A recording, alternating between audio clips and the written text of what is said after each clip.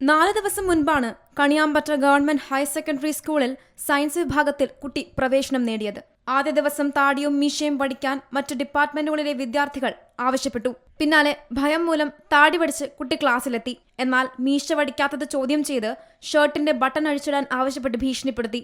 ഇതിന് വഴങ്ങാതെ വന്നതോടെ ബുധനാഴ്ച വൈകുന്നേരം വിദ്യാർത്ഥികൾ കൂട്ടം ചേർന്ന് മർദ്ദിക്കുകയായിരുന്നുവെന്നാണ് പരാതി.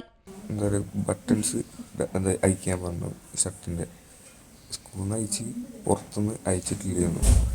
അപ്പോൾ ഒരു പുറത്ത് വന്നിട്ട് 4-5 ആൾക്കാർ കൂടിയിട്ട് ആദ്യം അവിടുന്ന് ചെയ്ത് തല്ലിയിട്ട് പിന്നെ പുറത്തിറങ്ങിയപ്പോൾ എന്താക്കി അവിടെ നിന്ന് പിടിച്ചുകൊണ്ട് പോയിട്ട്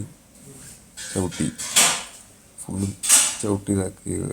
പുറത്തുനിന്ന് 4-5 ദിവസം കൊണ്ട് കണ്ടിന്യൂ ആയിട്ട് ചെയ്തുകൊണ്ടെന്നവർ പറഞ്ഞിട്ട് ആ കേസ് കൊടുത്തിട്ടുണ്ടെങ്കിൽ ഒരു കുഴപ്പമില്ല, എന്തായാലും പിന്നെ സ്കൂളിൽ തന്നെയല്ല അവിടുന്ന് ബാക്കി ചെയ്തോളാമെന്ന് പറഞ്ഞു. അതുകൊണ്ട് ഞാൻ ആർക്കും പറയാനൊന്നും തോന്നിയിട്ടില്ല. മകനെ ഫോൺ സന്ദേശത്തിലൂടെ ഭീഷണിപ്പെടുത്തിയതായും നിയമ നടപടിയുമായി മുന്നോട്ടു പോകുമെന്നും മാതാവ് വ്യക്തമാക്കി. കോമ്പൗണ്ടിന് പുറത്തുനിന്നാണ് രണ്ടാമത് അവർ ഇത് ഒന്നുകൂടെ കഴിക്കണം എന്ന് പറഞ്ഞപ്പോൾ പറഞ്ഞു പറ്റൂല എന്ന് പറഞ്ഞു. അപ്പോഴാണ് അവർ ഒരു 4-5 ആൾ ആദ്യം ഒരുത്തനാണ് വന്നത്. അവനെ കണ്ട ഒരു ഇതുണ്ട്. പിന്നെ 4-5 ആൾ കൂടിയിട്ടാണ് ചെയ്തിട്ടുള്ളത്. അപ്പോൾ ഒരു ഇന്നലെ രാത്രി ഒരു വോയിസും കൂടെ അവരിത് വന്നിട്ടുണ്ട്.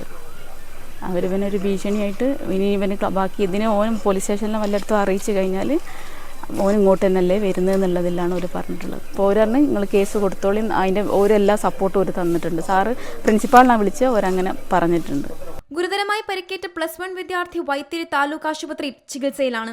മർദ്ദനത്തിൽ കുട്ടിയുടെ നടുവിന് ചവിട്ടിയേൽക്കുകയും പിൻകഴുത്തിലും കൈകാലുകളിലും പരിക്കേൽക്കുകയും ചെയ്തിട്ടുണ്ട്. സംഭവത്തിൽ കുടുംബം വൈത്തിരി പോലീസിൽ പരാതി നൽകി. Zee Malayalam news, Wayanad.